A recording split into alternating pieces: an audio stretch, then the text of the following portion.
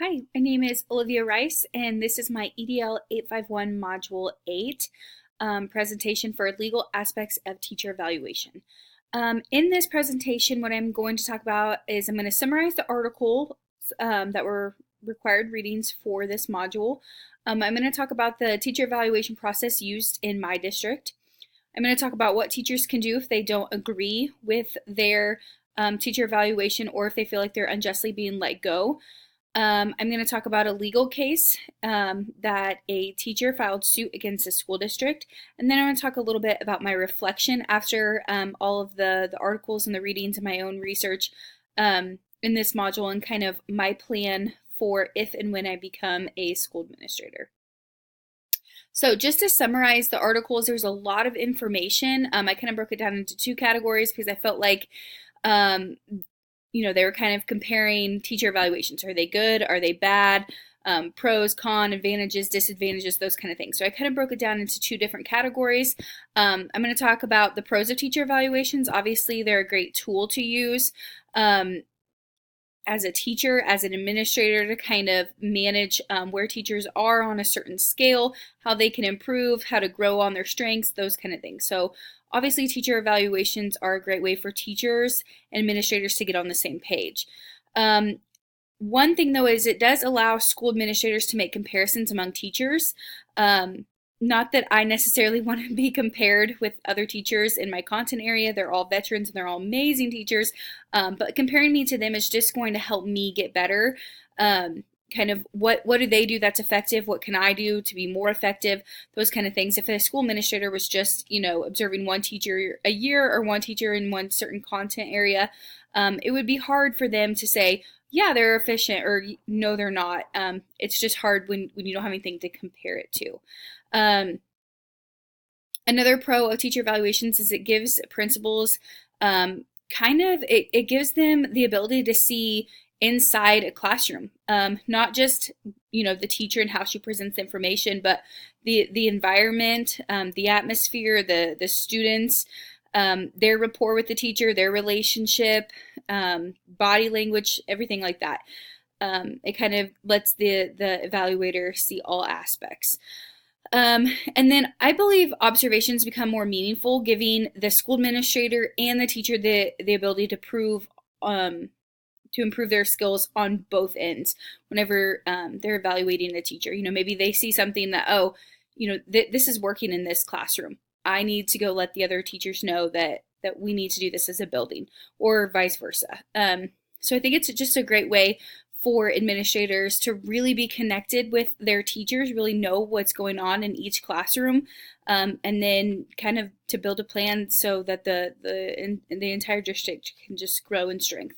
Some cons of teacher evaluations is depending on what evaluation tool you're using. I just feel like this one's really unfair, is that sometimes that they're influenced by the students' achievements or students' grades or test scores, which I think is unfair because we have several different learning abilities and strategies and needs, and so it's kind of hard to say, oh, your group of students scored this lower than this group, you must be a bad teacher. Not that any administrator does that, but sometimes I feel like, as a teacher, like you're put on the spot because it's all based off test scores, which that is one con to teacher evaluations I just don't really agree with. Because teachers, if we could sit down and handpick our students, obviously, we would pick the best of the best. And then also, in vice versa to that, some teachers have these classes with these great kids and they score really high, so it's kind of hard to show improvement. It's hard to improve when you're at the top, so it kind of goes both ways, again, depending on the teacher evaluation tool that you're using. Another con is it takes a lot of time. So in my district, I've worked in two different districts. The one I'm currently in uses a different system than the one I was in before, and so the beginning of last year, I just remember like, okay, teacher evaluations are coming up. I didn't realize how many pre-forms and post-forms and interactions I had to have with my school administrator even before the observation happens. So it's very time consuming. I cannot even imagine for a school administrator, if they had to observe however many teachers a year, it would be overwhelming. It would be hard to get, all your other responsibilities and duties done. And then the last one, I just said that whatever evaluation tool you're using could be very highly subjective to the understanding of that evaluation tool. So, for instance, this year, the current district I'm at, I didn't know much about the evaluation tool. Now that I do, I feel like I can utilize it, and my evaluation's just going to go much more smoothly. I'm probably going to get, more feedback on my evaluation that I can truly use and I can utilize. But when you don't know much about something, it's hard to kind of to use it for all it's worth. So the evaluation model that you're using is just as good as the knowledge of the people who are being evaluated or evaluating. So those are just a few things that I took away from the articles that I read. So the teaching evaluation process that's used in my district is the KEEP evaluation system, which was at once mandated by the state of Kansas, is no longer mandated, but my district still uses it. They think it's a great resource for like documenting everything and just kind of having everything in one place.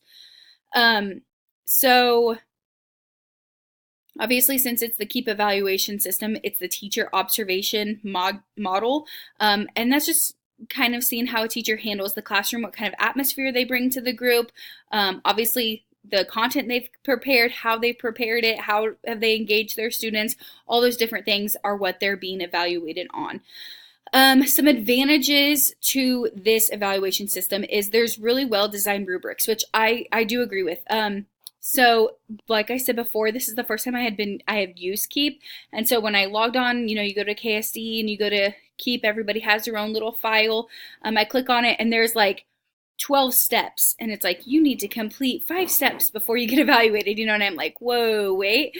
And so, but once you go in there and you start filling it out, it really truly makes you reflect and think about what you're doing as a teacher. How are you portraying yourself to your students? What are your goals for that year? I mean, it's everything that I have up here, but it's written down, and it allowed me to be held more accountable. So I did like that aspect of it. And then another one is that school administrators are completely aware. So like my principal, he could log on there and see my goals, walk into my classroom and say, hey, you're not meeting your second goal, or your third goal needs worked on, or whatever it might be. So they're completely aware of what I want for my classroom. And then there's times where he might walk in and say, this isn't one of your goals and it should be. So that's another advantage. The last one I have is just administrators have the ability to see extra details in my classroom. So kind of like I said before, he can see my environment, my organization, my communication, the common respect between me and student, things like that. So I think in that regard, those are really advantages to the teacher observation. Some disadvantages is, again, it takes a lot of time. He had to come in, my principal had to come in, I think, twice for 2 informals, and then my formal, and then an informal. And then between each one of those observations, we had to share documents back and forth, filled out, sign, approve. I mean, before anything, it was an entire semester, and it should be, it definitely should be. But I think as an administrator, oh my goodness, I was just a single teacher just doing mine, and we went back and forth probably 12 times. So, he's got 50 other teachers in the building. It's just very, very time consuming. But if the outcome is successful students, then I guess it's worth it. Another disadvantage I said is when my principal does walk into my room, he's probably going to see a difference in behavior in my students and possibly, myself. So it could be a little biased in that regard. Principal walked in, straighten up, listen, take notes like we're supposed to. So the observation might not be, right on target in regards to student behavior. But I mean, before he comes in, I fill out my like what I'm worried about and stuff. And if I put that in there, he's going to already be aware of it, things like that. So, I mean, there's advantages and disadvantages to everything. Those are just a couple things that I pointed out. So in my district, if a teacher feels like their evaluation is inaccurate, what can they do? I spoke with my mentor about this because I was honestly unaware of what we could do if we didn't feel like our evaluation was inaccurate. I got evaluated twice this year because I was new to the district, and neither time did I have a problem with my evaluation, so I never even thought, what do I do if I want to fight this? But so we kind of talked about the first thing we would do is you can meet with your administrator, your principal, or the person who evaluated you, and just kind of discuss why you scored what you did score. Obviously, or I shouldn't say obviously, but with the system that we use, after you're observed, you meet with them anyway.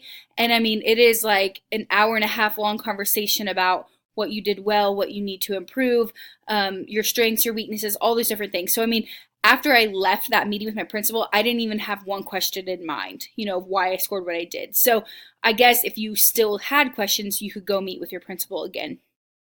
The second thing is to state your case with evidence and data to support your reasoning. So meet with, again, your principal, board of education, whoever, mentor, whoever you think that needs to know that your evaluation was inaccurate, and kind of state your evidence on why you think that, support your data, those kind of things. And then the very last thing I actually got from my principal, because he said at the end of my meeting with him about my evaluation, he said, now, if you don't feel like I'm on target with this, if you feel like I've completely, judged you wrong, he's like, please invite me back into your room to watch you teach another lesson, teach another group of kids, another time of year, whatever you want. If you feel like I did not summarize who you are as a teacher very well, please invite me back in. And he said, I'll be back in several times, informally or walk through or whatever. He's like, but for a formal evaluation, if you want me back in your room to formally evaluate you again, he was more than willing to do that. So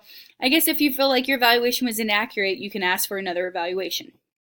What can teachers do in our district if they feel like they're unjustly being let go? I'll be very, very honest with you. I have never spoken with a teacher or witnessed anything in my current district about a teacher being let go unjustly, and them not feeling like they should have been let go. Not that there's like a lot of teachers being let go in my district or anything, but I just haven't had to experience this. But again, after reading through our handbook, meeting with my mentor, talking to other colleagues, this is kind of what I came up with. So first step would be to meet with the administrator, principal. The principal is probably going to be the one who is talking to you, letting you go, whatever, anyway. So, but I mean, once you go home and digest and you think about it a little bit, meet with them again, talk to them about it. Second step would be to attend a Board of Education meeting and maybe express your concerns. Third step would be to seek advice or help from your local teacher union or even the state union. If you're a part of that group, I've heard wonderful stories about how supportive that they are of teachers and how they'll help you in any way. And then the fourth step, if you feel so strongly about it, you could pursue legal advice, I suppose. So those are just kind of the 4 steps.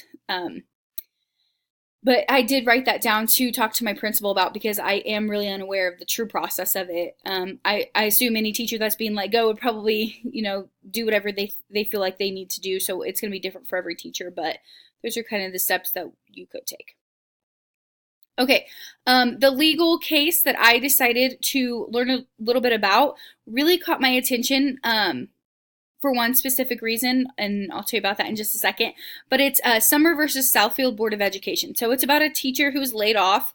The teacher felt like she was being laid, or her being laid off was already, the principal had already known he was going to lay her off before her evaluation. And she felt like he or she, actually I'm not even really sure if the principal was a boy or girl, but she felt like her evaluator had already made up their mind before her evaluation, based off of another teacher's comments. Her and another teacher did not get along. Supposedly, the principal told the other teacher, you won't have to worry about her next year. That got back to her before her observation. She was observed